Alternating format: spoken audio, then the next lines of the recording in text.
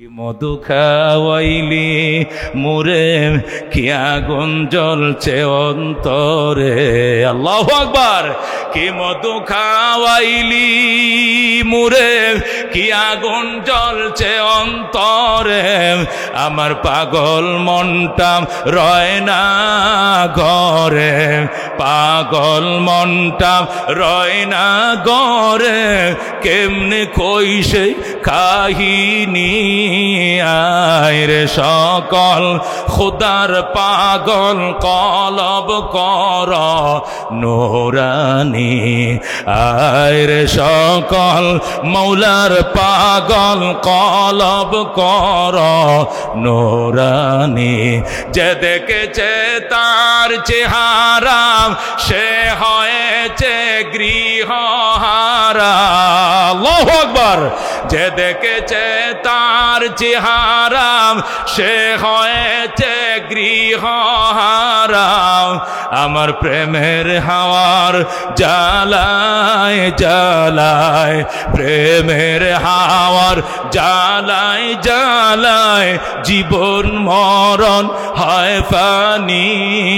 আয়রে সকল খুদার পাগল কলব কর নুরানি। আয়রে সকল মৌলার পাগল কলব কর নুরানি। জোরে মারহাবা। সেই বেলাল হাফসির সাথে জান্নাতে কারা যাইতে হাত বাড়াও লিল্লাহ তাকবীর। আল্লাহ তুমি কবুল করে জোরে কোন আমিন। আল্লাহ নবী মেরাজ করে এসে বলেছেন, বেলাল সার্থক হয়েছে জীবনে তোমার এই রিমান্ড, সার্থক হয়েছে তোমাদের প্রতি এই জেল, এই জুলুম, এই রিমান্ড তুমি সহ্য করেছো, সার্থক হয়েছে। এর বিনিময়ে তোমার জান্নাত এবং তোমাকে সহ আল্লাহ আমাকে এক অ্যাডভান্স অগ্রিম মেরাজের রাত্রে আল্লাহ আমাকে দেখিয়ে দিয়েছেন। যেরকম আল্লাহু আকবার। ওরে আল্লাহর ওলি বাইজিদ, আমি আল্লাহ ওয়ালাদেরকে মহব্বত করি, যদিও বা আমি নিজে আল্লাহ ওয়ালা হতে পারি না। বাইজিদ কয় নিজে আল্লাহ ওয়ালা না হইয়া আল্লাহ ওয়ালাদেরকে মহব্বত করলে কি লাভ? করলা আল্লাহ ইয়ারযুকুনি সালাহা। আমার বকবরা আশা তোমাদের ভালোবাসা আমাকেও একদিন আল্লাহ ওয়ালার খাতায় নাম লেখায়া দিবে। সুবহানাল্লাহ। এই কথাটা যখন হইল বুজুর্গ বলল, সাথে সাথে বাইজিদ লোকটারে ডাক দেখো, মাসমুক, তোমার কি নাম? তোমার নাম বলো, তোমার কি নাম তুমি বলো। আল্লাহু আকবার। কইও কালু জুন্নুন, আমারে মানুষ জুন্নুন মিস্রি কইয়া ডাকে। আল্লাহু আকবার। বাইজিদ কই তুমি নি জুন্নুন মিস্রি? তুমি তো একজন বাগা আমার আল্লাহর ওলি, তুমি কেন আমার সামনে আইছো? আমি তো আজকে নয়, আমি মাসের পর মাস, বছরের পর বছর লুকায় লুকায় আপনার বয়ান শুনতে আমি আসি। সেই মিশর থেকে, বসরা থেকে, আমি জুন্নুন মিস্রি বলেন, মিশর থেকে প্রায় ১৫০০ কিলোমিটার পার হয়ে আমি ইরানের বুস্তাম নগরে থাকি। আর আপনার বয়ান আমি ডেলি ডেলি শুনি। যেরকম সুবহানাল্লাহ। হযরতে বাইজিদ বুস্তামি রহমতুল্লাহ আলাইহি হাত বাড়ায় কান্দে, আল্লাহ ডেলি মুনাজাত করি মাহফিলের শেষে, আজকে মুনাজাতে হাত বাড়াইছি মাহফিলের শুরুতেই। আল্লাহ কো জুন্নুন রে তুমি কবুল করে লও। এমন মুনাজাত দিছে, ও এক মুনাজাতে জুন্নুন মিস্রি বিখ্যাত আল্লাহর ওলি হয়ে যায়। এরই বলে সহবত। এক জামানা সহবতে বাম আউলিয়া বেতরাজ সদ সাল তো আত বেরিয়া সহবতে সব লে তুরা সলে কুনাদ সবতে তলে তুরা তলে কুনাদ। একটা মুহূর্ত আল্লাহ আলাদের সাথে থাকা ১০০ বছর অহংকারবিহীন ইবাদতের চেয়েও দামি। কথা কোন ঠিক কিনা? হাদিস শরীফে আছে, ক্বালা রাসূলুল্লাহ সাল্লাল্লাহু আলাইহি ওয়াসাল্লাম মাজলিসু ফিকহিন খায়রুম মিন ইবাদাতি ৬০ সানা।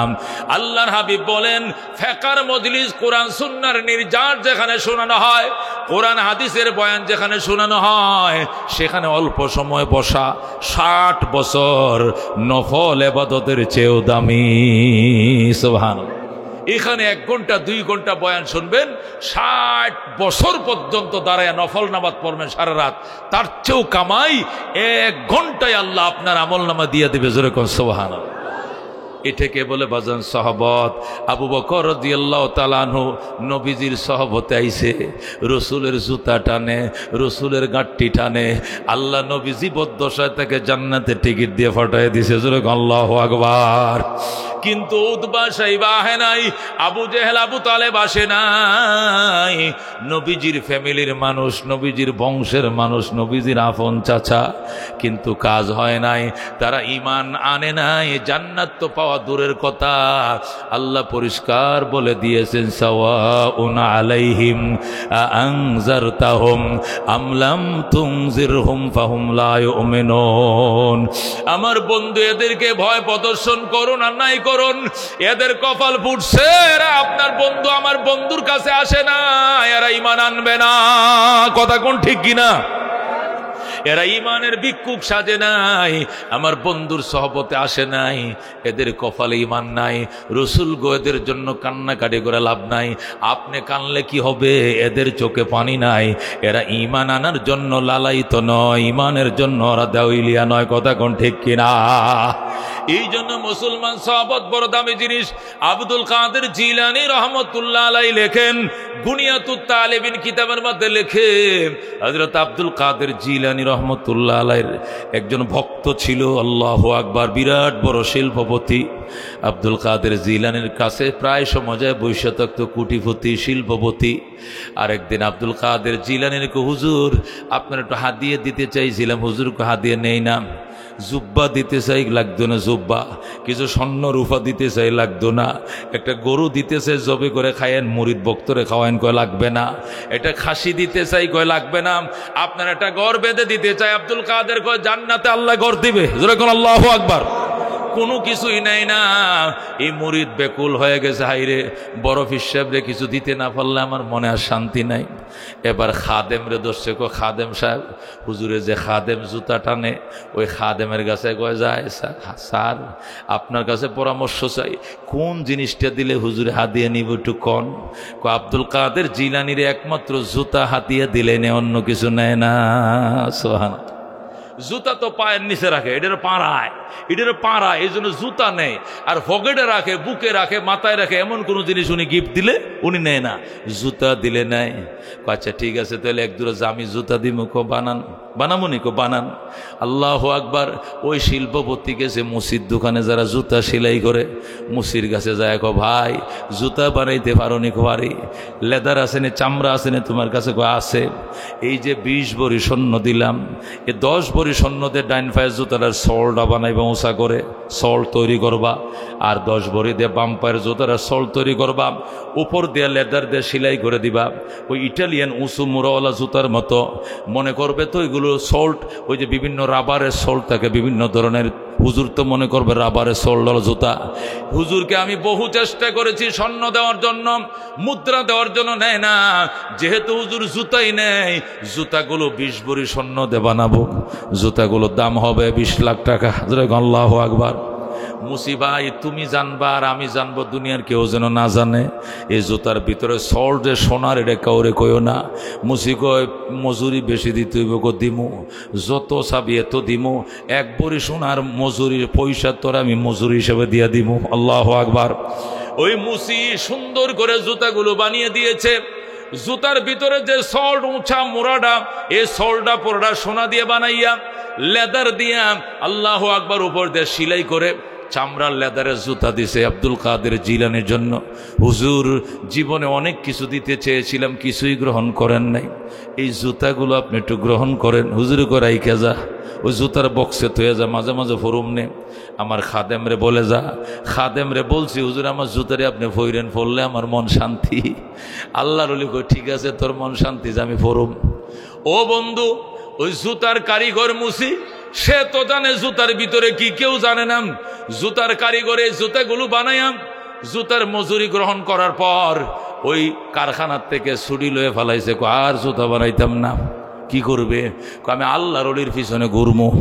কি লেগে ঘুরবি? এমনি ওলি হওয়ার জন্য ঘুরমু। আসলে ওলি হওয়ার জন্য নয়, জুতাটি চুরি করার জন্য। সে আল্লাহর ওলির পিছনে ঘুরে। আর খাদেম রে, খাদেম ভাই আপনি তো অনেক বছর ধরে খাদমত করছেন, এখন আমার একটু সুযোগ দেন। কেন? হুজুরের জুতারি আমি টানমু। হুজুর যখন নামাজে দাঁড়াবে আমি জুতাগুলো পিছনে নিয়ে আমিও জুতাগুলো সামনে নিয়ে আমিও সেখানে অবস্থান করব, হুজুরের খেদমত করব, জুতা চুরি করব। মনে মনে কয় এক জোড়া জুতা চুরি করলে জীবনের কামাই করা লাগতো না, এইটাই বেচ্ছে সংসার চালান যাইব। আল্লাহু আকবার। তার ভিতরে ঢুকছে জুতা চুরির চিন্তা। এখন এখন আল্লাহর ওলি যেদিকে যায় হাজার হাজার মুরিদান বক্ত দেন না, সরমনা ফিসেব যেদিকে যায়, হায় রে মুজাহিদ পাগলরা সব পিছন দেয়া, চুরি করার কোনো ব্যবস্থা আছে? তা আব্দুল কাদের জিলানী তো বড় ফির, যেই যায় হাজার হাজার মানুষ পিছন দিয়া। এমন কয় জুতারি তো লইয়া পলানোর কোনো ব্যবস্থা দেখতেছি না। খাদেম রে বলতেছে, খাদেম ভাই হুজুরের সাথে নিরিবিলি আমি একটু কথা বলতে চাই, পার্সোনাল, যেখানে হুজুর থাকবে আর আমি থাকবো আর কেউ থাকবে না, এটা কোন সময়টা হলে ভালো হয় বলেন? খাদেম কয় হুজুরের সাথে যদি নিরিবিলি কথা বলতে হয়, হুজুরের সহবতে সময় দিতে হয়, তাহলে নিশি রাত্রে তাহাজ্জুদের টাইমে আইসো, ওই সময় অন্য কেউ আসে না, হুজুর একা ইবাদত করে, মুরাকাবা করে, জোরে কোন আল্লাহু আকবার। বন্ধুগণ, মুসি জুতা ছোর, সে নিশি রাত্রেই গেছে, গভীর রাত্রে যায় দেখে আব্দুল কাদের জিলানী রহমতুল্লাহ আলাইহি জুতাগুলো জুতার বক্সে রাইখা তাহাজ্জুদ পড়তেছে। ওই জুতা চুরো সেও এক জোড়া স্যান্ডেল, রবারের স্যান্ডেল নিয়ে ঢুকছে, ঢুকে সেও ওই আব্দুল কাদের জিলানির জুতাগুলোর বরাবর সেও নফলে দাঁড়াইছে। আব্দুল কাদের জিলানী রহমতুল্লাহ নামাজ শেষ, সে নামাজ পড়তেছে, আল্লাহর ওলি মুরাকাবায় বসছে। বইসে কতক্ষণ জিকির করার পর যখন মাথায় রুমালটা দিয়ে চোখটি বন্ধ করছে, কলবের আয়নার মাঝে বাসতেছে, পাশে যে লোকটা নামাজ পড়তে আসে, নামাজের জন্য আসে নাই, জুতারি চুরি করতে আইছে। আব্দুল কাদের জিলানী কয় তার আয়নার মাঝে পরিষ্কার বাসতেছে, জুতা চুর নামাজি সাজছে। কি সাজছে? দেখবেন অনেক সময় মসজিদে জুতা চুরি হয়, নামাজি কোনোদিন জুতা চুরি করে না, বরং জুতা চুর নামাজের বেশ ধরে। কথা কোন ঠিক কিনা? আমার মসজিদে ওই দিন এই মাই টিভির চেয়ারম্যান নাসির উদ্দিন সাথীবাই, বরিশাল বাড়ি, মাই টিভির চ্যানেলের চেয়ারম্যান, আমার বাসার সাথে মাই টিভির ভবনটা। তো মসজিদে আইসে রমজান মাসে সব মুসল্লিদেরকে ইফতার করাবে, একটু বক্তব্য দিবি, আর তার প্রতিষ্ঠানের জন্য একটু দুয়া টোয়া ছাবে। সে জাপান থেকে নাকি এর আগের সপ্তাহে জুতা দিয়ে আনছে, 2 লাখ টাকা দেয়। কয় লাখ টাকা? তো জুতা ফাহারা দেওয়ার জন্য 2 জন লোক রাখছে, খালি জুতা ফাহারা লাগে। বুঝেন দুনিয়াদারদের অবস্থা রাখি। এরপরে এই 2 জন তাই যে ইফতারটা করিয়া যখন বুট মুড়ি খাওয়া নিয়ে সবাই ব্যস্ত, এই কুলের মধ্যে থেকে জুতাটি কেমনে নিয়ে গেছে গা, গার্ডে কইতে পারে না। এখন যা হোক নামাজ টামাজ পড়ার পরে জুতা দে, এখন স্যার জুতারি তো নিয়ে গেছে। তোরা কই আসিলি? কয় খাওয়ারে পেঁয়াজুর বেগুনি টানতাছি, সারাদিন রোজা রাখছি। এরা যে কোন দিক দিয়ে নিল, নিচের তেল হয়ে গেছে, এটা বুঝতেই পারি নাই। মহতারাম হাজিরিন, তো নাসির ভাই কয় হুজুর অনেক কষ্ট পাইলাম, মসজিদে এরকম মুসল্লি আহে। আমি বলছি মুসল্লি না ভাই, এটা সুর আজকে মুসল্লি সাজছিল। মুসল্লি কোনোদিন জুতা চুরি করে না, সুর মুসল্লির বেশ ধরে। কতক্ষণ ঠিক কিনা? 2 লাখ টাকা বলি তার জুতাগুলো, এক জোড়া জুতার দাম দিশে লয়ে পলাইছে। আল্লাহু আকবার। আব্দুল কাদের জিলানী রহমতুল্লাহ আলাইহি ওই বক্ত আইসে নামাজে দাঁড়াইছে, আল্লাহর ওলি মুরাকাবায় দেখে এ তো নামাজি না, জুতা চুরির নিয়েছে। কিরে আমার জুতা কি এত দামি? এর জন্য তাহাজ্জুদের টাইমে লোক ঢুকছে। আল্লাহর ওলি আব্দুল কাদের জিলানী করছে কি, আস্তে করে জুতার জায়গায় আছে, তসবিহটা নিয়ে আইসে সাইডের 2টা দরজা বন্ধ করে মাঝখানে দরজাটা খুলে বরাবর দরজা বরাবর বইয়া তসবিটা টিপতেছে। আর কয় জুতালে কোন দিয়ে যাইবি, কোন দিক দিয়ে যাইবি? আমি বরাবর বসি দেখি। এখন ওই তো রুকুতে যায় বগলের নিচে পিছন দিকে তাকায়া সুবহানা রাব্বিয়াল আলা, কোন জুতারি বালা, সে তো ওই চিন্তায় আছে, বুঝেন না? ওই রুকুতে যায় আর বগলের নিচ দিয়ে হুজুর কোন দিকে আছে দেখে যে হুজুর সোজা গেট বরাবর বইছে। গুনিয়াতুত তালিবিনে আব্দুল কাদের জিলানীর নিজের লেখা কিতাব গুনিয়াতুত তালিবিনে লেখে, আল্লাহর নিজেই লেখছে, আমার দিকে একটু রুকুর ফাঁকে ফাঁকে বগলের নিচ দিয়ে আমার দিকে তাকায়, আমি আসি না নাই, আমি তো আসি। এরপরে বেচারা এই জুতা চুরির এটা মন থেকে একদম বাদ দিয়া মোনাজাতে হাত বাড়ায়, আল্লাহ জুতা তো চুরি করবই না, বিগত দিনে যত চুরি করছি যা, হেডির জন্য তোমার জন্য আমি খাস দিলে তওবা করি, তুমি আমারে মাফ করে দাও। আল্লাহ এই জুতা তো চুরি করবই না, জীবনে আগেও যত চুরি জারি করছি এগুলোর জন্য ক্ষমা চাই, ভবিষ্যতে কোনোদিন জুতা চুরি করব না বলে আজকে অঙ্গীকারবদ্ধ হচ্ছি, আমি তওবা করছি, আল্লাহ তুমি আমার তওবা কবুল করে। নজরে কোন সুবহানাল্লাহ।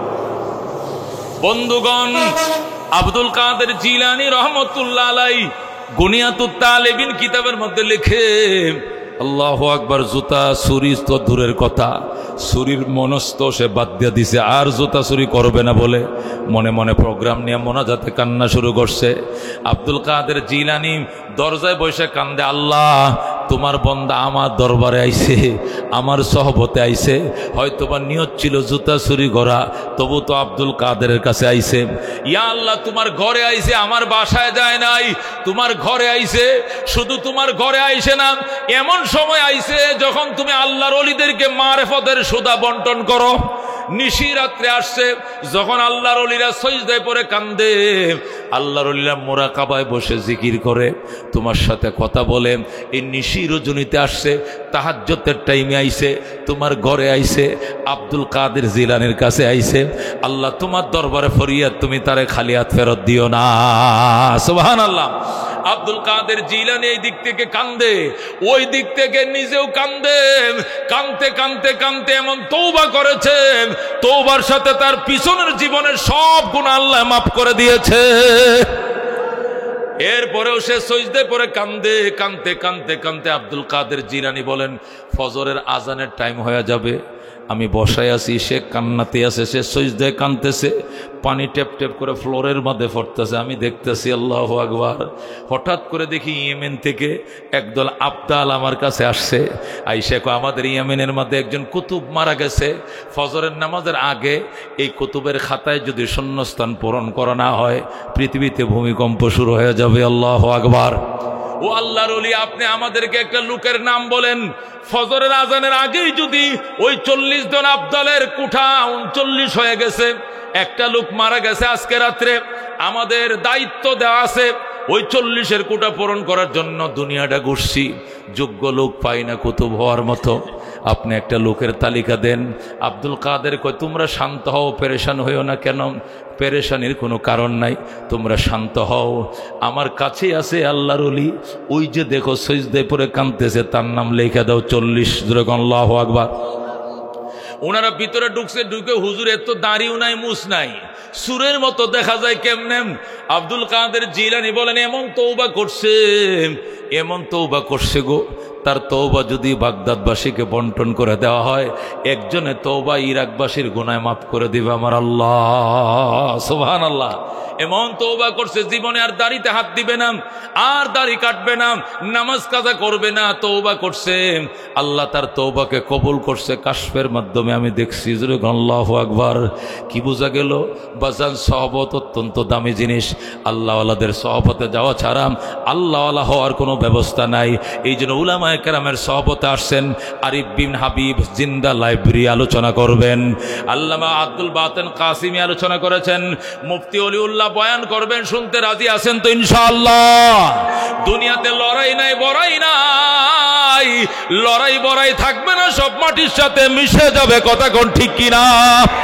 আল্লাহর গোলাম হও, গোলামের খাতায় নাম লেখাও, জাত, খানদান, তালুকদার, শিকদার, খান, পাঠান, চৌধুরী, ব্যাপারী, সরকারি দল, বিরোধী দল, সুন্দর, পয়সাওয়ালা, শিল্পপতি, এগুলোর কোনো পরিচয় থাকবে না। আল্লাহর দরবারে পরিচয় থাকবে কার সে বেশি তাকওয়া, কার সে বেশি। কথা কোন ঠিক কিনা?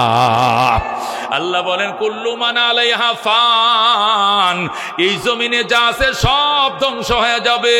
ওয়ায়াবকা ওয়াজহু রাব্বিকা যুল জালালি ওয়াল ইকরাম, শুধু থেকে যাবে তোমার রবের অস্তিত্ব, যিনি মহিমাময়, মহিমান্বিত। কতক্ষণ ঠিক কিনা? আল্লাহ বলেন, কুল্লু শাইইন হালিকুন ইল্লা ওয়াজহা, প্রত্যেক জিনিস ধ্বংস হয়ে যাবে, শুধু আমি আল্লাহর চেহারাই থাকবে। কতক্ষণ ঠিক কিনা? সুতরাং লড়াই কিসের, বড়াই কিসের? দুনিয়া ক্ষণিকের বালুর বাঁধ, মাকড়সা জাল। আল্লাহ কুল্লু মান আলাইহা ফান ওয়া ইয়াবকা ওয়াজহু রাব্বিকা যুল জালালি ওয়াল ইকরাম। আল্লাহ রাব্বুল আলামিন বলেন, কুল্লু নাফসিন যায়িকাতুল মাউত, প্রত্যেকটা মানুষ মৃত্যুর স্বাদ আস্বাদন করবে। কিসের স্বাদ? কুল্লু নাফসিন যায়িকাতুল মাউত, প্রত্যেকটা মানুষ মৃত্যুর স্বাদ আস্বাদন করবে। সুম্মা সুম্মা তুওয়াফাউনা উজুরাকুম ইয়াউমাল কিয়ামা। মৃত্যুর স্বাদ ভোগ করার পরেই শেষ নয়, মল্লাম মানি সাল্লাম নয়, মল্লাম মানি দরা খাইলাম। কথা কোন ঠিক কিনা? ক্বালা রাসূলুল্লাহ সাল্লাল্লাহু আলাইহি ওয়াসাল্লাম ইযা মাতাল ইনসান ফাকাদ কামাত কিয়ামাতুহু। আল্লাহর হাবিব বলেন, মানুষ যখন মারা যায় আসল কিয়ামত শুরু হয়ে যায়। কথা কোন ঠিক কিনা? বলা হবে মার রাব্বুকা ওয়া মা দীনুকা ওয়া মান হাদার রাজুলুল্লাযী বুইসা ফীকুম। ওই সময় যদি বলে নৌকা, ওই সময় বলবা ধানের শীষ, ওই সময় বলবা লাঙ্গল, পিঠের চামড়া থাকবে না। কথা কোন ঠিক কিনা? মার রাব্বুকা রাব্বি আল্লাহ। কথা কোন ঠিক কিনা? ওমা দীনুকা, তোমার ধর্মের কি নাম? দীনি আল ইসলাম, ধর্মের নাম ইসলাম। কথা কোন ঠিক কি নাম? ওমান হাজার রাজুলুল্লাযী বুইসা ফীকুম। ওই যে সবুজ চাদর গায়ে দিয়ে শুয়ে রইছে, ওই মানুষটাকে চিনোনি? তোমাদের কাছেই তো পাঠানো হয়েছিল। বলবে হাজা হুয়া মুহাম্মাদুন নবিয়ুনা আলাইহিস সালাতু ওয়াস সালাম, তিনি রহমতুল লিল আলামিন, উনি আমাদের নবী, উনাকে আমরা চিনি। আল্লাহু আকবার। বন্ধু টাচ টাচ করে জবাব দিতে হবে। এই জন্য আল্লাহ বলে মল্লা মানি সাল্লা নয়, কুল্লু নাফসিন যায়কাতুল মাউত। প্রত্যেকটা মানুষ মৃত্যুর স্বাদ আস্বাদন করবে। স্বাদ আস্বাদন করাই তো শেষ নয়। সুম্মা তুওয়াফাউনা উজুরাকুম ইয়াউমাল কিয়ামা। অতঃপর তোমাদের কর্মের প্রতিদান তোমাদেরকে পরিপূর্ণতার সাথে বুঝিয়ে দেওয়া হবে কিয়ামতের দিন। ওই দিন যদি আল্লাহ বলেন ফামান যুহজিহা আনিন নার ওয়া উদখিলাল জান্নাতা ফাকাদ ফাজ। ওই দিন যারা জাহান্নাম থেকে বেঁচে যাবে, জান্নাতে ঢোকার পারমিশন লাভ করবে, ফাকাদ ফাজ, তার জন্যই ভাম্পার, সেই সফল, সেই সাকসেস। কথা কোন ঠিক কিনা? আল্লাহ বলেন ফামান যুহজিহা আনিন নার, সেই মুসিবতের দিনেই যারা জাহান্নাম থেকে বেঁচে যাবে, ওয়া উদখিলাল জান্নাতা, জান্নাতে ঢোকার পারমিশন লাভ করবে, ফাকাদ ফাজ, তার জন্য ভাম্পার, সে সফল, সে সাকসেস। আল্লাহু আকবার। তাহলে দুনিয়ার সফলতা এটা কি? দুনিয়াতে তো আমি বিরাট সফল ছিলাম, শিল্প কারখানার মালিক, ক্ষমতার মালিক, উচ্চ বংশের সন্তান ছিলাম, টকবকে চেহারা ছিল, সেই সুন্দর চেহারা ছিল, কোনো দিক থেকে আমার কোনো কম ছিল না। এটা কি কোনো সফলতা নয়? আল্লাহ কো আমাল হায়াতুদ দুনিয়া ইল্লা মাতাউল গুরুর। দুনিয়ার জীবন আর কিছু নয়, এটি হলো প্রতারণার সামান, এটি হলো ধোঁকাবাজির সামান মাত্র। কথা কোন ঠিক কিনা? দুনিয়াটা প্রতারণার সামান। যে যত বড় প্রতারক সে তত বড় চালাক মনে করে নিজেকে, ঠিক কিনা? যে যত বড় প্রতারণা করতে পারে নিজেকে এতই সাকসেসফুল মনে করে। এটা সাকসেসফুলতা নয়, এটা নিজের গলায় নিজে দড়ি লাগাইছো। কথা কোন ঠিক কিনা?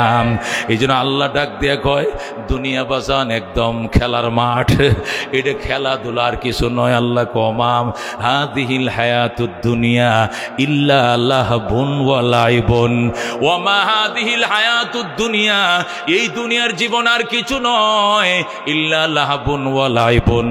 দুনিয়া হলো ক্রীড়া এবং কৌতুক, দুনিয়া হলো ক্রীড়া এবং কৌতুক। ক্রীড়া কারে কয়? খেলাধুলা। ক্রীড়া মন্ত্রী মানে খেলার মন্ত্রী, ক্রীড়া মানে খেলাধুলা। কিসের খেলাধুলা? আল্লাহ দুনিয়ার জীবনটাকে খেলাধুলার সাথে তুলনা করেছেন। আল্লাহু আকবার। বল খেলা 90 মিনিট 1.5 ঘন্টা। কথা কোন ঠিক কিনা? এরপরে ক্রিকেট খেলা 10টা উইকেটের পতন, তো খেলা শেষ। কথা কোন ঠিক কিনা? রেফারি বাঁশি ফোঁ দিবে, কি বলবে? দর্শকরা গ্যালারি ছাড়েন, খেলা শেষ, 90 মিনিট হয়ে গেছে, দর্শক গ্যালারি ছাড়েন, খেলোয়াড় মাঠ ছাড়ো, খেলা শেষ। রেফারি বাঁশি ফোঁ দিবে, পিপিপ পিপিপ করে ফোঁ দিবে রেফারি। কথা কোন ঠিক কিনা? আল্লাহ খেলাধুলার মধ্যে যেরকম 90 মিনিট ওভার হওয়ার পর 10টা উইকেটের পতনের পর রেফারি বাঁশি ফোঁ দেয় আর বলে খেলোয়াড় মাঠ ছাড়ো, দর্শকরা গ্যালারি ছাড়ো, সময় শেষ। আল্লাহ দুনিয়াটাও এরকম খেলা। 60-70 বছরের জীবন দিয়ে তোমাকে পাঠাইছি। قال رسول الله صلى الله عليه وسلم আমার উম্মতি মা বাইনা 60 ও 70। রাসূল বলেন আমার অধিকাংশ উম্মতের হায়াত হবে 60 এবং 70 এর মাঝে। আমার অধিকাংশ উম্মতের হায়াত 60 এবং 70 এর ভিতরে ফুরিয়ে যাবে। 60 এবং 70 বছর জীবন ফুরানোর পর তোমার পিছনে মালাকুল মউত নামক আজরাইল একজন রেফারি থাকবে, তার কাছে একটা বাঁশি থাকবে, সাথে সাথে রেফারি বাঁশি ফু দিয়ে দিবে। আল্লাহু আকবার। খেলোয়াড়ের পিছনে যেরকম রেফারি থাকে, আমার আর তোমার পিছনে রেফারি আছে, বাঁশি ফু দিয়া দিবে। তুমি প্রস্তুত থাকো আর অনুপস্থিত আনপ্রস্তুত থাকো, রেফারি বাঁশি ফু দিবে, জীবন শেষ। জীবন গুছানোর সময় পাইতেও পারো, না পাইতেও পারো। মানুষের দেনা পরিশোধ করার সময় পাইতেও পারো, নাও পাইতে পারো। যাদেরকে কষ্ট দিয়েছিলাম আগে ক্ষমা চায় রাইখো, পরে হয়তো বা ক্ষমা চাওয়ার সময় নাও পাইতে পারো। কথা কোন ঠিক কিনা? কারণ আল্লাহ রাব্বুল আলামিন দুইটা আদালত বসাবেন, একটা হক্কুল্লার আদালত, নামাজ রোজা হজ যাকাতের বিচার হবে ওই আদালতে। আরেকটা হক্কুল ইবাদ, বন্দার আদালত। বন্দাকে কষ্ট দিয়েছো, বন্দাকে জেল খাটাইছো, বন্দার জমি দখল করছো, বন্দার দোকানে তালা দিয়েছো, বন্দাকে বাড়ির থেকে বের করে দিয়েছো, সীমানার আইন লঙ্ঘন করে জমি আত্মসাৎ করেছো, অপদস্থ করেছো, মামলা দিয়েছো। যেভাবে হোক, দৈহিক হোক, মানসিক হোক, ইজ্জতের হোক, টাকার হোক, সম্পত্তির হোক, তাকে তুমি ক্ষতিগ্রস্ত করেছো, তুমি ক্ষমা চায় রাখো। এরপরে হয়তো বা ক্ষমা চাওয়ার সময় নাও থাকতে পারে।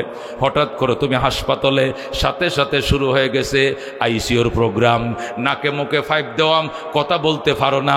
1 মাস তুমি ছিলা জবাব বন্ধ অবস্থায়, তুমি কাহারো থেকে ক্ষমা চাইতেও পারো না, দেনাদারের দেনা পরিশোধ করার ক্ষমতাও তোমার ছিল না।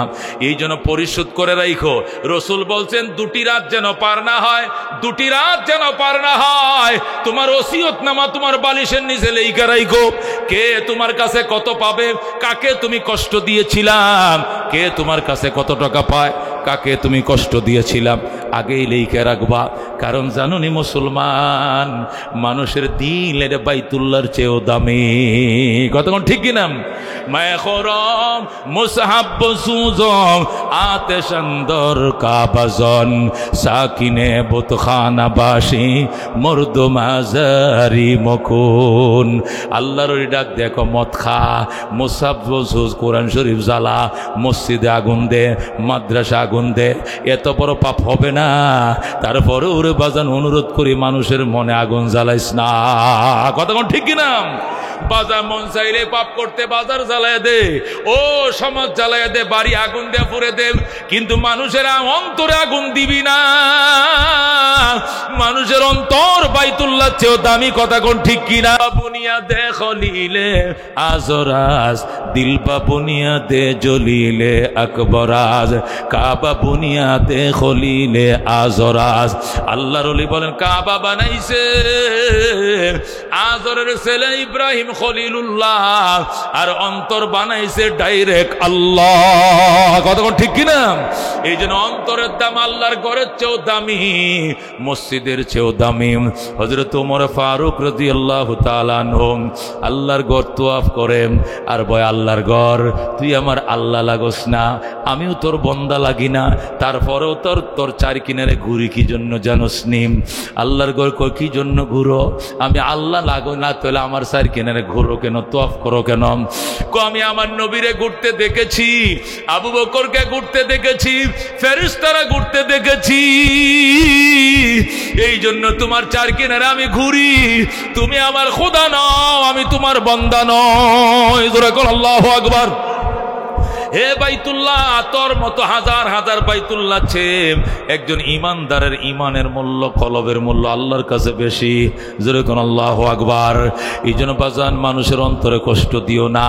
আল্লাহু আকবার। রহমাতুল লিল আলামিন সাল্লাল্লাহু আলাইহি ওয়াসাল্লাম বলেন, ওমা আল্লাহ রাব্বুল আলামিন কোরআনুল কারীমের মধ্যে ইরশাদ করেন, ওমা হাদিহিল হায়াতুদ দুনিয়া, এই দুনিয়ার জীবন আর কিছু নয়, ইল্লা লাহাবুন ওয়া লাইবুন, এই দুনিয়ার জীবনটা হলো ক্রীড়া এবং কৌতুক।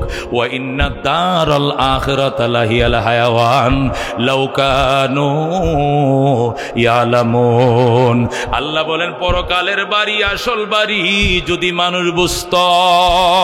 আল্লাহু আকবার। দুনিয়ার জীবন হলো ক্রীড়া এবং কৌতুক, পরকালের বাড়ি হলো আসল বাড়ি। আল্লাহু আকবার। দুনিয়ার বাড়ি এটা বালুর বাদ, এটা মাকড়সার জাল। বাদশাহ ইব্রাহিম নে আদহাম রহমতুল্লাহ রহমাতুল্লাহ আলাই, তিনি ইরাকের বলখ রাজ্যে 30 বছর পর্যন্ত রাষ্ট্রপ্রধান ছিলেন। তার আমলে বাঘ আর সিংহ একসাথে পানি পান করত। এত বড় ইনসাফগার বাদশাহ ছিলেন বাদশাহ ইব্রাহিম আদহাম। এই বলখ স্টেটে তিনি 30 বছর রাজত্ব করেছেন। বাদশাহ ইব্রাহিম শৌখিন বাদশাহ ছিলেন।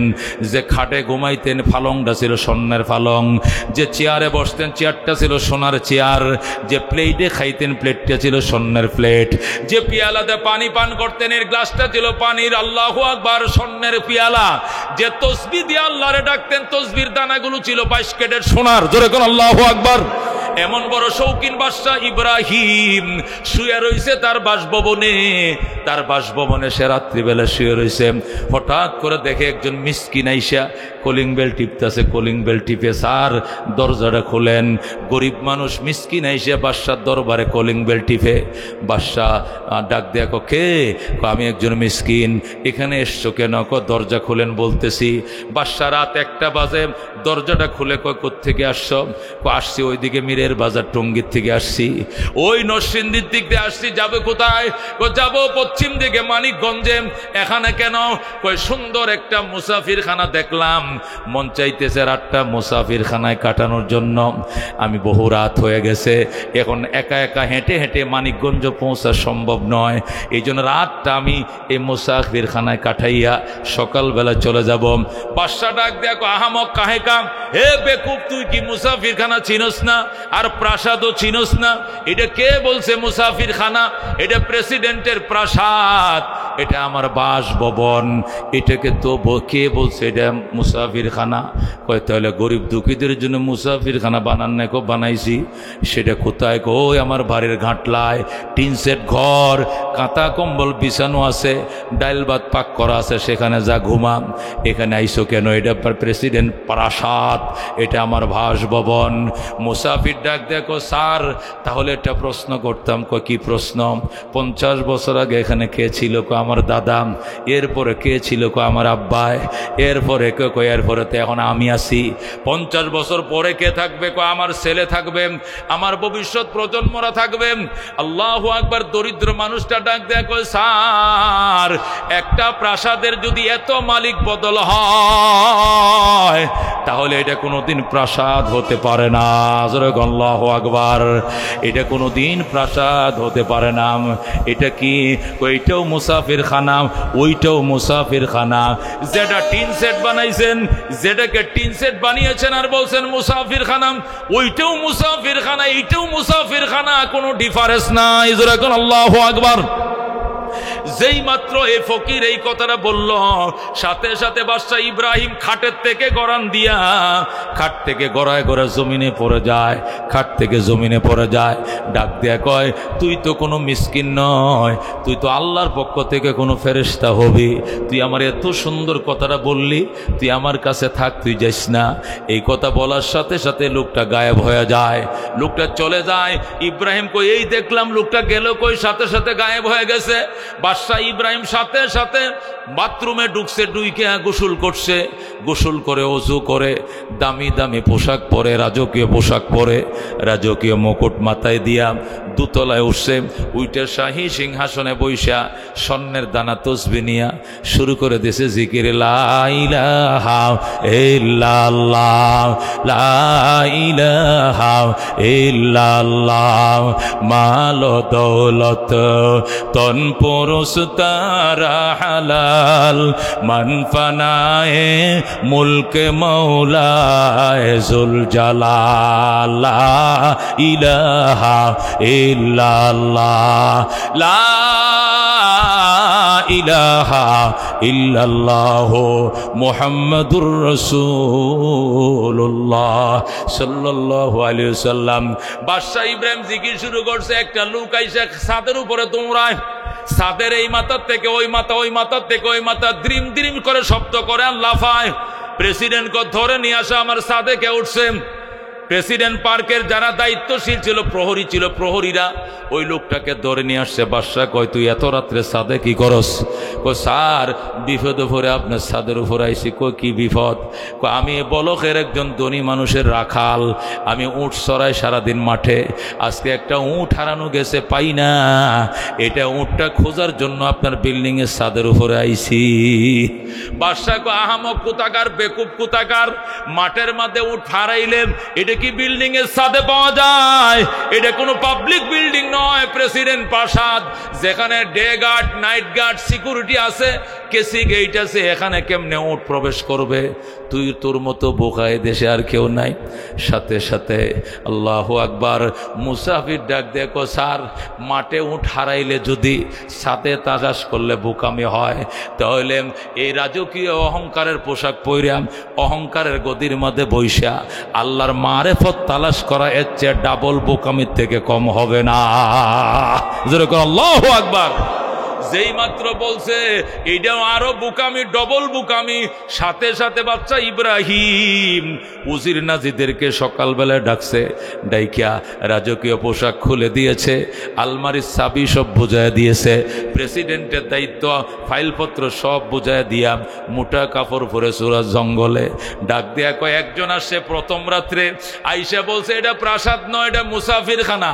আরেকজন আইসা আমারে বুঝাইছে এই অহংকারের পোশাক দিয়ে আল্লাহ পাওয়া যায় না। বুঝেছি 30 বছর রাজত্ব এটা হুদাই করেছি, এটা বালুর বাঁধ, এটা মাকড়সার জাল। আজকের থেকে আসল দেশের রাজত্বের জন্য আমি বের হয়ে গেলাম। আল্লাহু আকবার।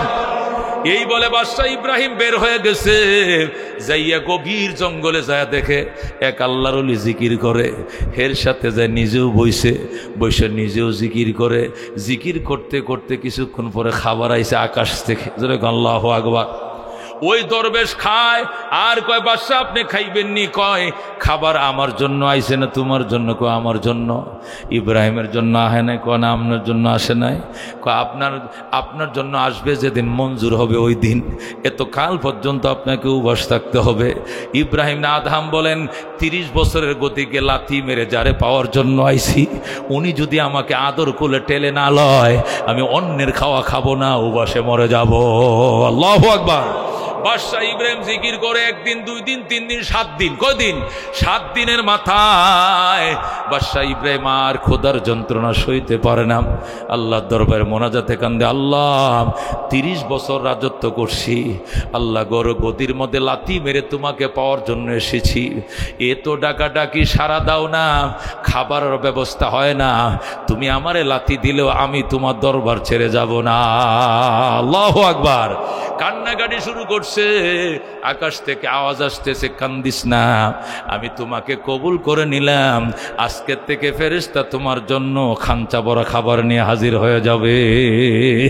বন্ধুগণ, বাদশাহ ইব্রাহিম বুঝেছিল দুনিয়ার হাকিকত, দুনিয়ার হাকিকত বুঝেছিল। দেশে ইব্রাহিমের অবর্তমানে যে দ্রব্য মূল্য দাম বেড়ে যায়, সব কিছুর দাম বেড়ে যায়, হরতাল অবরোধ দেশে চলছে। এই দৃশ্য দেখে বলখের মানুষ ইব্রাহিম গো বলে সবাই পাগল হয়ে গেছে। জঙ্গলে মন্ত্রী ঢুকছে, যায় দেখে ইব্রাহিম নিজের সুই দিয়া নিজের হাতে জামা সেলাই করে। আল্লাহু আকবার। উজির কয়, বাদশাহ আপনি এত শৌখিন বাদশাহ ছিলেন, স্বর্ণের পিয়ালা দিয়ে খাবার খান, স্বর্ণের গ্লাস দিয়ে পানি পান করেন, 1 টাইম ইউজ করতেন জামা, একটা জামা 2 বার ইউজ করেন নাই, টয়লেটের টিস্যুর মতো ছুঁড়ে মেরে ফেলে দিয়েছেন। আর আজকে আপনি রাজত্ব ছেড়ে দিয়ে এমন গরিব হইছেন, নিজের জামা নিজের গায়ে রাইখা সিলি করেন, আসেন আপনাকে নিতে এসেছি। বাদশাহ ইব্রাহিম ডাক দেখো, না আমি যাবো না, আমি মানুষের গোলামি করতে যাবো না, আমি এতদিন মানুষের গোলামি করেছি, এখন আল্লাহ অসংখ্য মাখলুকের বাদশাহ বানাইছে আমাকে। আল্লাহু আকবার। হে উজির, তুই কি দেখতে দেখতে চাইলে বয়। উজির পাশে বসছে, বাদশাহ ইব্রাহিম জিকির শুরু করে দিয়েছে। জিকিরের তালে তালে তাল মিলাইয়া হরিণ, বাঘ, বল্লুক, সিংহ, শিয়াল, সাপ, বিচ্ছু সমস্ত প্রাণীরা ইব্রাহিমের সুরে সুর মিলাইয়া জিকির শুরু করে দিয়েছে। আল্লাহু আকবার। বাদশাহ ইব্রাহিম ডাক দেখো, আবে জমজম খুরদা বুদম, আবে সুরা কাই খুরাম, পাদশাহী করদা বুদম, পাসবানি কাই খুনাম। ও আমার উজির, ও আমার প্রধানমন্ত্রী, আল্লাহ আমার ডেলি মক্কা শরীফ থেকে জমজমের পানি ফাটায়, আমি সকাল বিকাল জমজমের পানি পান করি, আমি আর নুনা পানি খাইতে যাবো না। আল্লাহ আমার বাদশাহী দিয়েছে, আমি মানুষের গোলামি করতে যাবো না। আল্লাহু আকবার। আল্লাহ বলেন, ওয়া মা হাদিহিল হায়াতুদ দুনিয়া ইল্লা লাহবুন ওয়া লাইবুন ওয়া ইন্নাদ দারাল আখিরাতা লাহিয়াল হায়াওয়ান লাউ কানু ইয়ালামুন। বন্ধুগণ, হযরত বেলাল হাবশী রাদিয়াল্লাহু তাআলা আনহু অন্যের খরিদা গোলাম ছিলেন। আল্লাহর হাবিব ফতে মক্কার দিন 14,000 সাহাবায়ে কেরাম নিয়ে বসছেন। 14,000 সাহাবী নিয়ে রাসূল বসলেন আর পরামর্শ করতেছেন, সাহাবায়ে কেরাম, আমি নবী হইছি 21 বছর হইছে, আমি 13 বছর মক্কায় থেকে গিয়েছি, আবার মদিনায় 8 বছর থেকে এসেছি, এই যে হয়ে গেছে 21 বছর। এই 21 বছরে মক্কার কাফেররা আল্লাহর ঘরে কোনো দিন আজান দিতে দেয় নাই, জামাতে নামাজ পড়তে দেয় নাই। আজকে 21 বছর পর আজকে বাইতুল্লাহ আজান হবে, আমার ইমামতিতে জোহরের নামাজ জামাতে আদায় করা হবে। ইমামতি কে করব বলো? সাহাবীরা বলে, হুজুর আপনি ইমামতি করবেন, এখানে কারো কোনো দ্বিমত নাই। রাসূল বলেন, ঠিক আছে, নবী সুস্থ থাকলে উম্মতের জন্য ইমামতি জায়েজ না, ইমামতি আমি করব। কিন্তু আজকে 21 বছর পর বাইতুল্লাহ আজান হবে, মহান বিজয়ের আজানটা কাকে দিয়ে দিলে ভালো হয়? সাহাবায়ে কেরাম বলেন, রাসূল, আবু বকর কয়, হুজুর কোনো পরামর্শের প্রয়োজন নাই, যে কোনো সাহাবে দিয়ে পারমিশন দেন, আজান হয়ে যাবে, এখানে পরামর্শের কি প্রয়োজন? রাসূল বলেন, আল্লাহ বলছেন, ওয়া শাবিরহুম বিল আমর, আপনি পরামর্শ করে কাজের সিদ্ধান্ত নেবেন সাহাবীদের থেকে। এই জন্য সবার থেকে পরামর্শ না নিলেও কয়েকজন পরামর্শ দাও, এদিক থেকে একজন বলম, ডান দিক থেকে একজন দাঁড়ায়। রাসূল, আমার মতে আবু বকর আজান দিলে ভালো হয়, কারণ আবু বকরের আগে কেউ কালমা পড়ে নাই। আল্লাহু আকবার। সুন্দর বলছো, বসো। আরেকজন দাঁড়াও, আরেকজন দাঁড়ায়। হুজুর উমর আজান দিলে ভালো হয় কেন? উমর ইসলাম আনার কারণে ইসলামী সম্মান লাভ করেছে, ইসলাম ওপেন হয়েছে, এর আগে ইসলাম গোপনে ছিল, এই জন্য উমর আজান দিলে মক্কার মাটি কাঁপতে থাকবে, আজানটা উমরও দিলে ভালো হয়। তুমি বলো। আরেকজন দাঁড়ায়, হুজুর উসমানে আজান দিলে ভালো হয় কেন? উসমানের পয়সা খায় নাই এমন কোনো বাপের ভূত নাই মক্কায়। উসমান শিল্পপতি ছিল, তার পয়সা গেছে নাক দিয়া মুখ দিয়া, গম গেছে, খেজুর গেছে, এমন কোনো মানুষ নাই যার পেটে উসমানের পয়সা ঢুকে নাই। উসমান আজান দিলে বেঈমানরা পর্যন্ত মাথা নত করে বসে শুনবে। আল্লাহু আকবার। আল্লাহর হাবিব কো সুন্দর বলেছো। এদিকে একজন বলম, আরেকজন দ্বারায় বলে, ইয়া রাসূলুল্লাহ, হাবিব আল্লাহ, আলী আজান দিলে ভালো হয়। কেন? 7 বছর বয়সে, কিশোর বয়সে আলিম ইসলাম কবুল করেছেন, বালেগ হওয়ার আগেই আল্লাহ নবী গো আপনি তাকে শেরে খোদা ঘোষণা করেছেন, আল্লাহর সিংহ ঘোষণা করেছেন। মক্কা যদি সিংহটা দ্বারা আজান দেয়, বেঈমানদের ভিতরে থরথর কম্পন তৈরি হয়ে যাবে। আজানটা হাবি আলী দিবেন। রাসূল বলেন, মনে কিছু নিও না। সাহাবায়ে কেরাম অনেক সুন্দর বলেছ, তোমরা মনে কিছু নিও না। আজকে মহান বিজয়ের আজানের ধ্বনি আমার বেলালের কণ্ঠ ছাড়া অন্য কোনো কণ্ঠে মানাবে না। আল্লাহু আকবার। সাহাবায়ে কেরাম তোমরা যা বলছো সঠিক বলেছো, সব ঠিক বলেছ, কিন্তু আজকে মহান বিজয়, ইতিহাসের খাতায় সন্ন্যাক করে লেখা থাকবে বিজয়ের দিন। আল্লাহ রাব্বুল আলামিনের এই বিজয়ের দিনে বেলাল ছাড়া অন্য কোনো কণ্ঠে আজান দিলে এটা মানায় না। বেলাল তুমি কোথায়? পিছনে বসে রয়েছে, আসো বাবা, সামনে আসো। বেলাল হাবশী নবীর কাছে আসলো। আল্লাহর হাবিব বেলালের গালে চুমু খাইলেন, নাকে চুমু খাইলেন, আল্লাহু আকবার, গালে কপালের মধ্যে চুমু খাইলেন, আর বললেন, তুমি আল্লাহর ঘরে উঠো, আল্লাহর ঘরে ছাদে দাঁড়ায় আজান শুরু করে দাও। যেই মাত্র বেলাল আল্লাহর ঘরে ছাদে দাঁড়ায় আজান শুরু করে দিয়েছে, হেরেম শরীফের 9.5 কিলোমিটার এরিয়ার ভিতরে কাফেরদের যত কাঁচা পাকা ঘর ছিল সব ভেঙ্গে ধুমড়ে মুসকে মাটির সাথে মিশে যায়। যেরকম আল্লাহু আকবার। হেরেম শরীফের 4 কিনারে প্রায় 9.5 কিলোমিটার এলাকার ভিতরে কাফেরদের যত বাড়ি ঘর ছিল সব ভেঙ্গে চুরে মাটির সাথে মিশে যায়। সাহাবায়ে কেরাম 14,000 সাহাবায়ে কেরাম বসা। আল্লাহর হাবিব বেলাল রেদি আজান দিতে বললেন, বেলাল আজান দিতেছে, আল্লাহ নবী আজানের জবাব দিতেছেন আর সাহাবায়ে কেরাম আজানের জবাব দিতেছে। 2-4 জন আজকে যারা মুসলমান হয়েছে, ফতে মক্কার দিন মুসলমান হয়েছে 4,000 সাহাবী, এদের মধ্য থেকে 2-4 জন যারা বেলালকে চিনত না, এরা বেলালকে নিয়ে সমালোচনা শুরু করে দিয়েছে। একজন কয় কি সর্বনাশ, মোহাম্মদ বুঝি এই কালো কাক ছাড়া আজান দেওয়ার কোনো মানুষ পাইল না, যেরকম নাউজুবিল্লাহ। আরেকজনে বলে হায় হায় আফসোস, কারে বলে আফসোসের কথা। যা হোক, ধন্যবাদ আল্লাহকে, তিনি আমার আব্বা আম্মাকে সসম্মানে এর আগেই দুনিয়ার থেকে নিয়ে গেছেন। আমার আব্বা আম্মা ইজ্জতের সাথে দুনিয়ার থেকে বিদায় নিয়েছে। অপমানিত হলে আমি হয়েছি, আমার বাপ মা তো অপমান হয় নাই।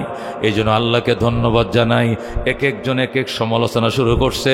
সাথে সাথে আমার আল্লাহ জিব্রাইলকে ময়দানে পাঠাইছে, জিব্রাইল যা আমার বেলালের আজান নিয়ে কারা কারা সমালোচনা করে এদের রেকর্ড আমি আল্লাহর দরবারে আরশে মহল্লায় পৌঁছায় দাও। জোরে আল্লাহু আকবার। সাথে সাথে জিব্রাইল আলাইহিস সালাম ময়দানে ঢুকে পড়ছে ক্যামেরা নিয়া। ঢুইকা প্রথম ঢুকছে ওই লোকের কাছে, ভাই আজান চলতেছে, তুমি কি বলো?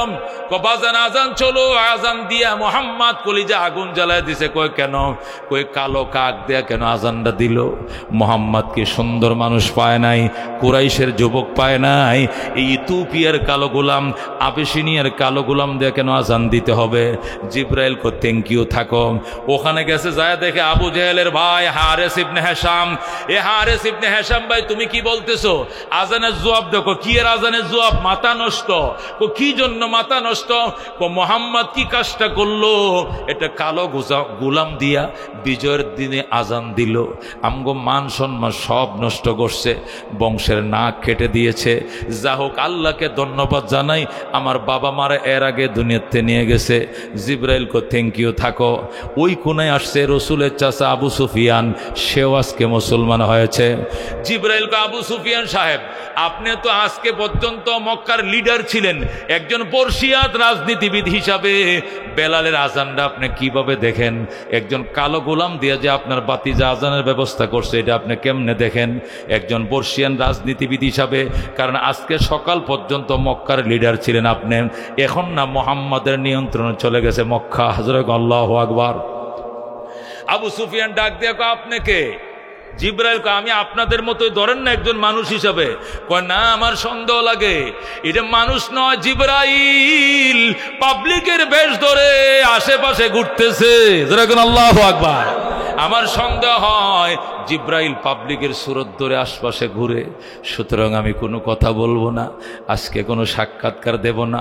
আই এম টায়ার্ড, আমি অসুস্থ, সিঙ্গাপুর থেকে চিকিৎসা করে নামছি মাত্র, আমি কোনো সাক্ষাৎকার দিব না। চালাক লিডার যারা, এরা সাংবাদিকের সামনে বেশি যাইতে চায় না। কথা কোন ঠিক কিনা?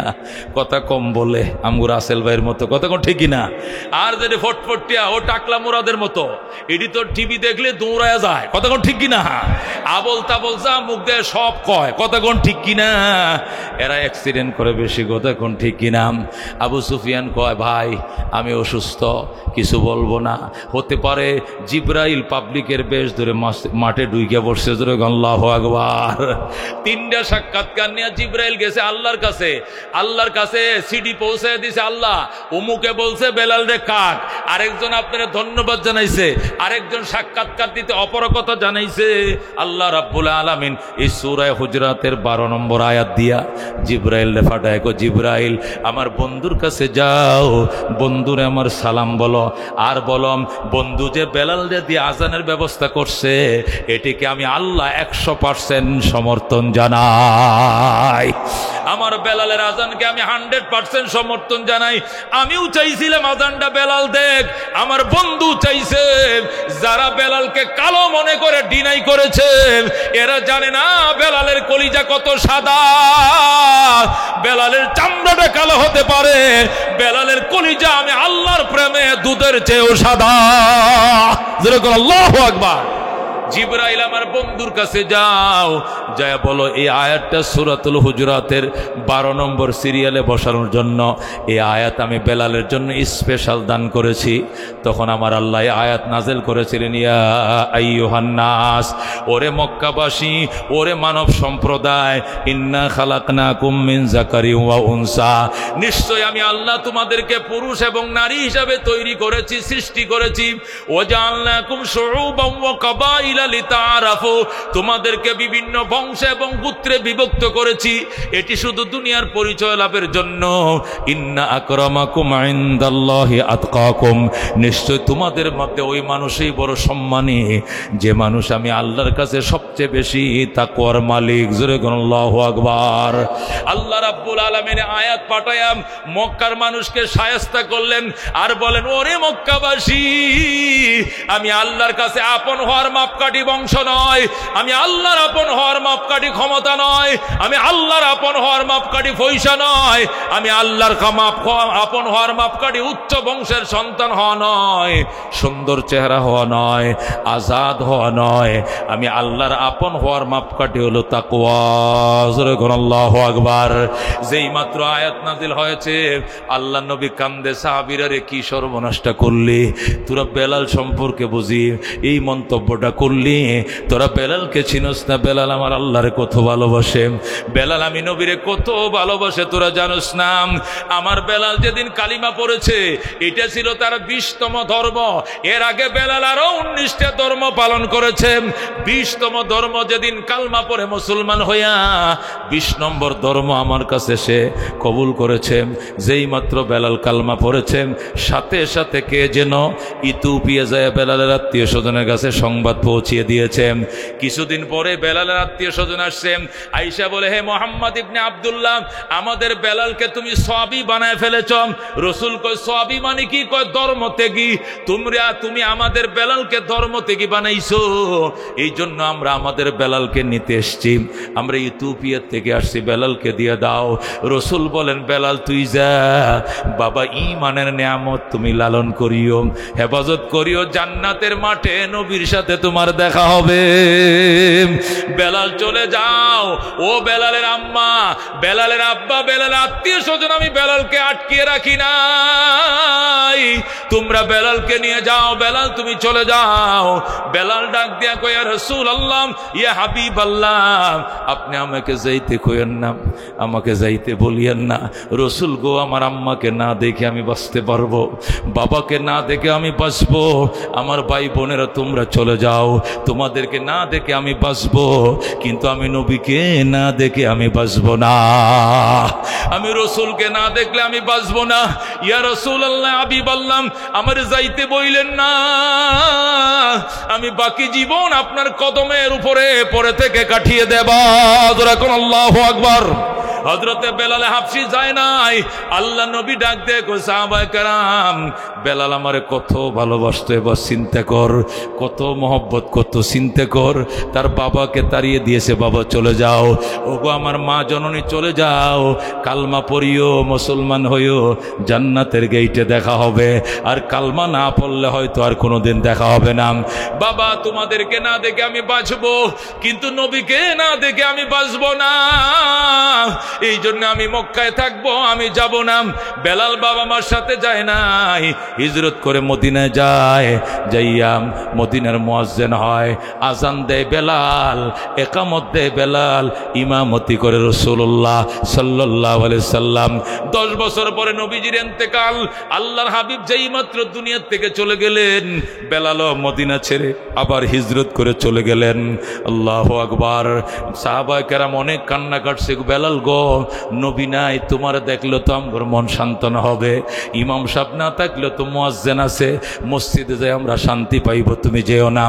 বেলাল কয়, যে দুনিয়াতে আমার আজান শোনার মতো নবী নাই, এই মদিনায় বেলাল আজান দিলে বেলাল বাঁচবে না, আমার আজান শোনার মানুষ নেই গো, আমার আজান শুনুন না, কবর দেশে চলে গেছে, আমি এখানে থাকবো না, আমি বাঁচবো না, আমি সহ্য করতে পারবো না। বেলাল মদিনা ছেড়ে চলে যায়। আল্লাহ নবী স্বপ্ন দেখায়, বেলাল তোর কি আমার জন্য পেট পুরে নাম, আমারে কেমনে তুই রেখে চলে গেলেন? বেলাল কো রসুল আপনি তো চলে গেছেন, আপনি নাই এই জন্য তো আমি মদিনা ছেড়ে চলে এসেছি। রসুলকে আমি রওজার থেকে শুনি রে তোর আজান, আল্লাহু আকবার। বেলালকে বলছে শুনি না, আমি রওজার মাঝে জিন্দা, আমি আজান শুনি, আমার না পাইলে সাহাবীরা কান্দে, তোরে দেখলেও তো আমার সাহাবীরা সান্ত্বনা পাবে, তুই মদিনায় চলে আয়, আয় বেলাল তুই মদিনায় চলে আয়। আল্লাহর হাবিব স্বপ্ন যুগে অর্ডার দিলেন, বেলাল আবার কিছুদিনের জন্য মদিনায় আসলেন। প্রথম যখন আল্লাহু আকবার ফজরের আজান দেওয়া শুরু হয়েছে, বাচ্চারা পর্যন্ত লাফায় ঘুম থেকে উঠে যায়। হাসান হোসেন ডাক দেখো আম্মু, নানাবার মুয়াজ্জিন এসে গেছে, নানা ভাই আইছে, চলো মা আমরা নানা ভাইকে দেখতে যাই। যখন আল্লাহু আকবার। নবী বলে বেলাল আইছে, তোর নানা আসে নাই? কয় বেলাল চলে গিয়ে চলে আইছে, আমার নানা ভাই তো চলে গেছেন, মুয়াজ্জিন আইছে, ইমামও মনে হয় আইছে। হাসান হোসেনের মতো ছোট শিশুরা পর্যন্ত মসজিদ নববীতে হাজির। যখন আল্লাহু আকবার। রাসূল কয় সাহাবায়ে কেরাম আজকের থেকে ক্ষমতার অহংকার শেষ, আজকের থেকে বংশের অহংকার শেষ, আজকের থেকে সুন্দর সোটান চেহারার অহংকার শেষ, আজকের থেকে পয়সার অহংকার শেষ, আজকের থেকে অহংকার শুধু তাকওয়া। আর তাকওয়া হাহুনা, তাকওয়া গুলায় থাকে না, আলমারিতে থাকে না, তাকওয়া তাকে হৃদয়ে। জোরে কোন আল্লাহু আকবার। আল্লাহর হাবিবকে সাহাবায়ে কেরাম করলে কি, আমার বেলালকে নিয়ে সমালোচনা করলাম। তোমরা চিনো না আমার বেলাল আল্লাহর কত মহব্বত করে। আমি মেরাজে গিয়েছিলাম, যাইয়া দেখি এত সুন্দর বিল্ডিং, ভিতর থেকে বাহির দেখা যায়, বাহির থেকে ভিতর দেখা যায়। আমার মেরাজের রাত্রে বিল্ডিংটা দেখাইতেছিলাম, এই সুন্দর বিল্ডিং, ইউরা জহুরুহা মিন বুতুনিহা, ভিতর থেকে বাহির, বাহির থেকে ভিতর দেখা যায়। ওই বিল্ডিং এর পাশে দাঁড়ায়া আমি আফসোস করতেছিলাম, না জানি আমার কোন উম্মতের জন্য আল্লাহ এই সুন্দর বিল্ডিংটা বানাইছে। হঠাৎ করে দেখি সেখান থেকে বের হইয়া সুন্দর সুটান যুবক, চট্টর চট্টর স্যান্ডেল পাও দিয়ে হাইটা যায়। আমি ফেরেশতাদেরকে বললাম, ফেরেশতারা এই যুবককে, এই যুবককে? কইটা আপনার বেলাল মুয়াজ্জিন, আপনি কি চিনেন না? আল্লাহু আকবার বলেন, আল্লাহু আকবার। উনি আপনার বেলাল, উনি আপনার বেলাল। আল্লাহর হাবিব কয় আমি বেলালও দেখে আইছি, বেলালের আল্লাহু আকবার। আল্লাহর হাবিব সাল্লাল্লাহু আলাইহি ওয়াসাল্লাম বলে, সাহাবায়ে কেরাম আমার বেলালকে নিয়ে তোরা সমালোচনা করলাম, আমার বেলালকে হাতে বাঁধছে, পায়ে বাঁধছে, বুকের উপরে এত বড় পাথর দিছে, হাড্ডিগুলো ফটফট করে শব্দ করত, ছাতনির হাড়গুলো বাঁকা হয়ে যাইত, এমন ওজনী পাথর বুকের মধ্যে দিয়া। কো বেলাল বলবি নি ওই কথা? কয় কোন কথা? কয় আহাদ, আহাদ, আহাদ বলা যাবে না। বেলাল কয় আহাদ, আহাদ, আহাদ। আল্লাহু আকবার। হযরতে বেলাল হাবশি এই এত বড় পাথর চাপা দিয়েছে বুকে, তারপরেও বলে আহাদ। এরপরে গলার মধ্যে রশি লাগাইয়াম, কুকুর যেমনে টানে মরুভূমির বালির মধ্যে এমনি টেনেছে, তারপরেও বেলাল বলে আহাদ, আহাদ, আহাদ। সর্বশেষ বেলালের জিব্বার মধ্যে ফেরাক লাগানো, তো লাগানোর ব্যাপারটা ইতিহাসের কিতাবে পাওয়া যায়। আল্লাহু আকবার।